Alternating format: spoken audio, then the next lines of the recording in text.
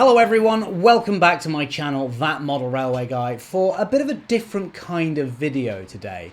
Obviously, the hobby has had a bit of a rough start to the year with Hattons announcing their closure, the news that Warley Exhibition will not be continuing, and of course Hornby having a relatively quiet range announcement this year, which I gather has disappointed some people.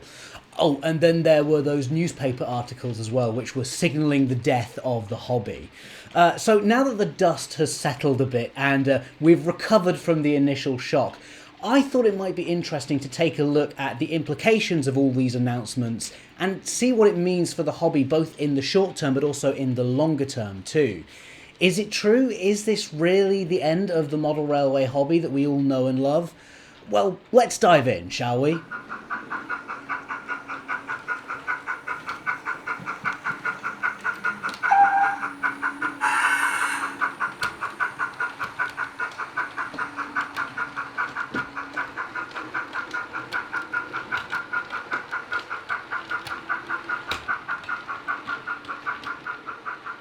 So, starting off with Hornby, there were a few people who were disappointed by the lack of brand new models announced for their 2024 range. Yes, there were lots of new liveries on older models, but Locomotion, I think, was pretty much the only new product, brand new tooling that we saw revealed. I want to start off by saying I think we've been spoilt in recent years by Hornby and the amount that they've announced at the start of each year. 2020 was a really good example of this, since we got a strong main range with things like the APT, the Hush Hush, the Class 91, Stephenson's Rockets, and then in addition to that, there were all the special centenary products to go along with that too, which really made it quite a big announcement. 2021 and 2022 weren't quite on that level, but they were still pretty big, and so it wasn't really a surprise to me in 2023 that Hornby decided they needed a bit of a catch-up year. The fact that they still need more time to catch up in 2024 shouldn't really be a surprise to us, since we can all see what models are still left to arrive, and they've still got quite a few outstanding orders to fulfill. The comments on Hornby's social media before the 2024 announcement were filled with people complaining that they should finish their outstanding models before announcing any more. Well, that's exactly what Hornby have done, and now they're being criticised for it. It's a bit of a damned if you do, damned if you don't situation. Let's not forget as well that they've also left the door open for more announcements to happen throughout the year, which is kind of similar to the format that the other manufacturers are tending to favour these days. This is a good point in itself, is that the hobby is much bigger than just Hornby now. Accurascale, Rapido, Bachmann, Dapple, Helion, to name just some of the bigger companies, have all been creating fantastic models lately. In my opinion, it's not necessarily the end of the world if Hornby takes some time to catch up, because we're now lucky enough to have plenty of other brilliant manufacturers to fill the gap. Like Planet Industrials, for example, with the Victory.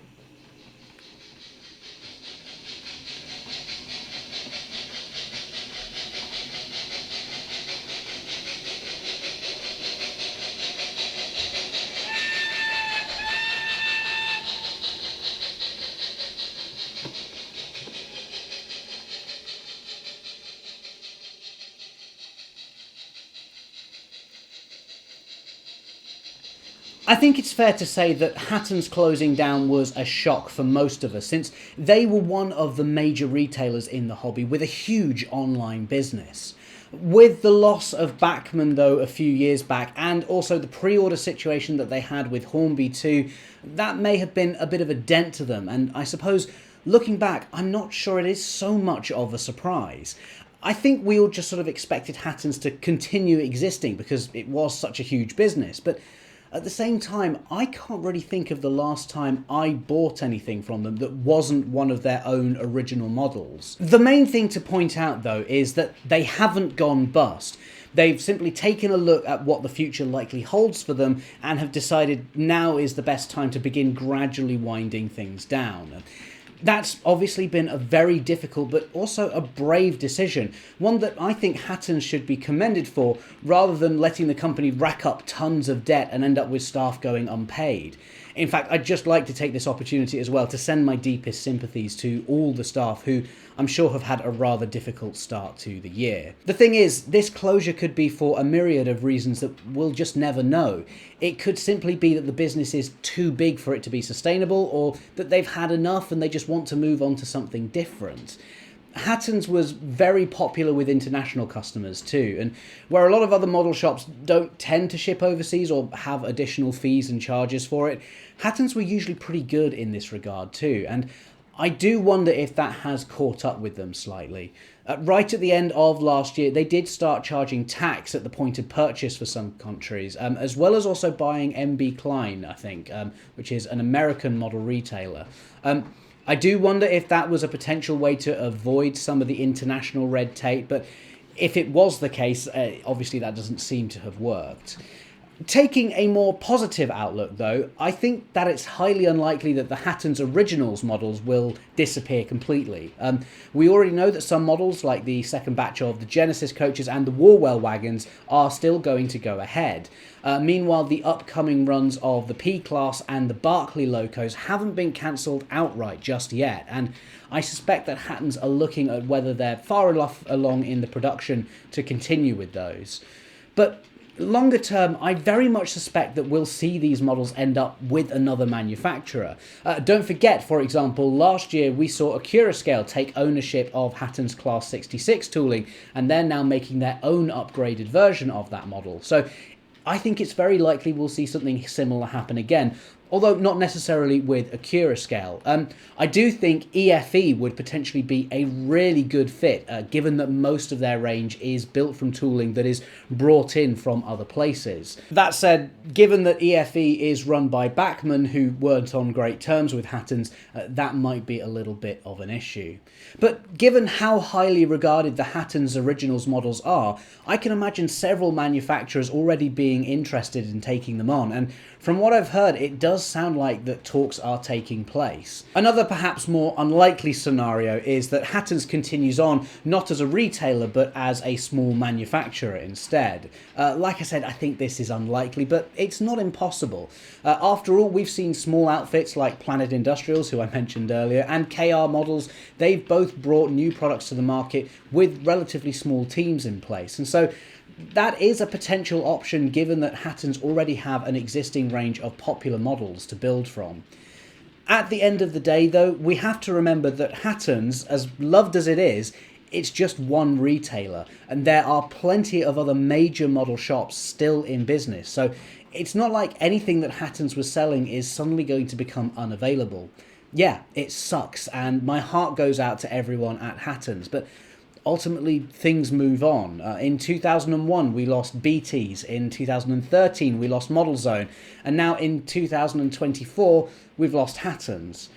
But when BTs and Model Zone ceased to exist, the hobby didn't just come to an end. Sure, it changed how we bought new models, but ultimately the hobby didn't die out, and as a result of it, although it's sad to see Hattons go, I don't think it'll happen this time either.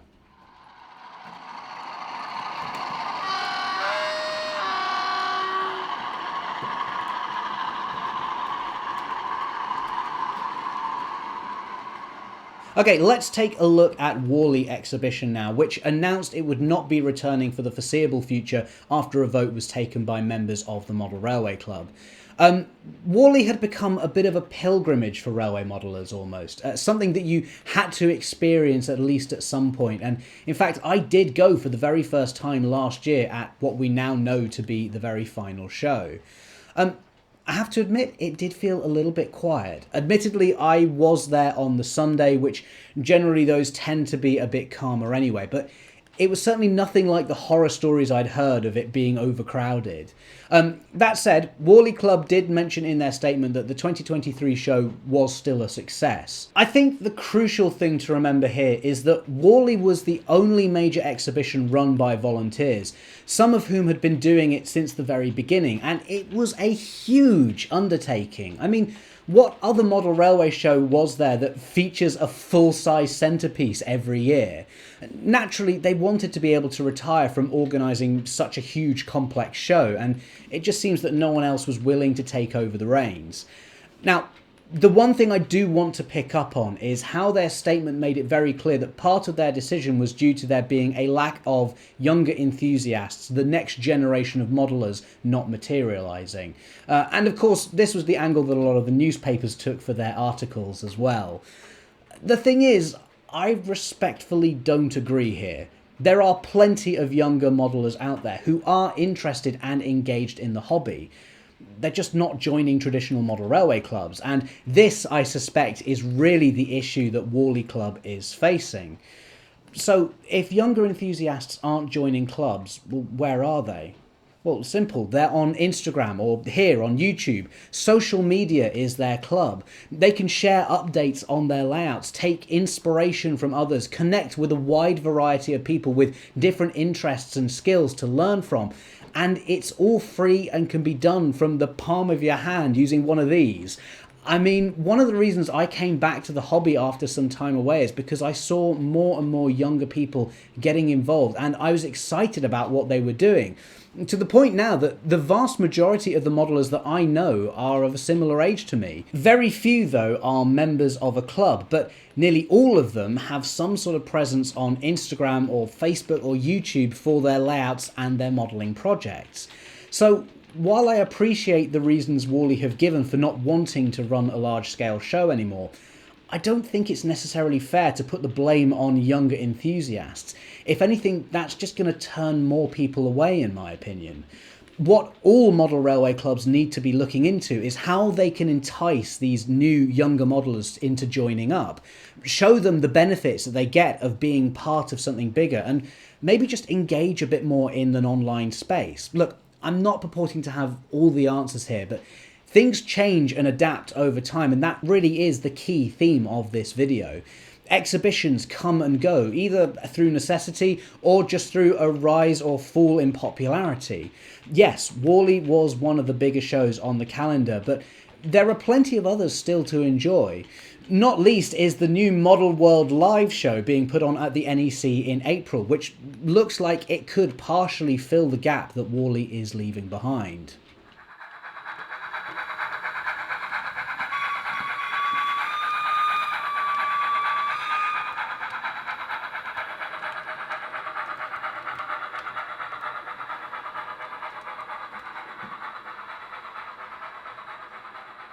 So, look, people have been talking about the death of the hobby for decades, but like I said earlier, the hobby is bigger than one single manufacturer or one retailer or one annual event.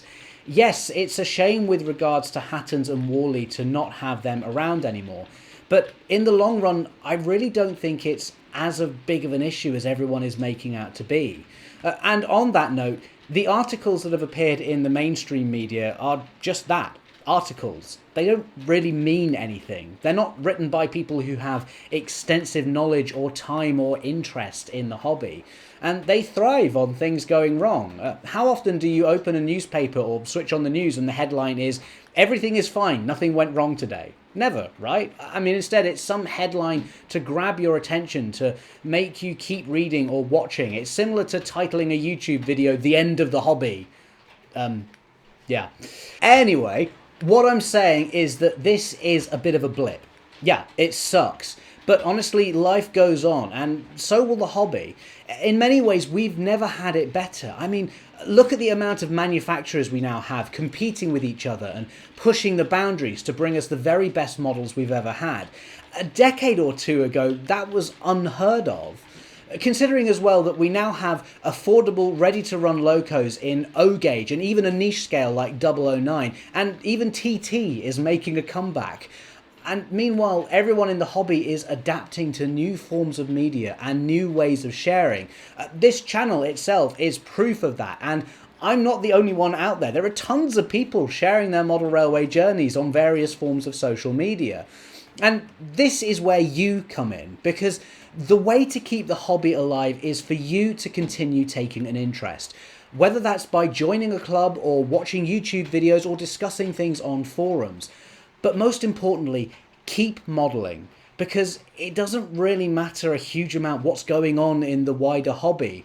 just one retailer closing and one event no longer taking place, well, that doesn't stop you from building a layout or making dioramas or building kits. This is a hobby built on creativity. You can't buy and sell that, but as long as we keep engaging on a personal level and we keep that creative spark alive, well, personally, I can't see model railways going anywhere anytime soon. Anyway, I hope that's given you a little bit of positivity and happy modelling. Thanks for watching, everyone. I'll see you in the next video. Bye.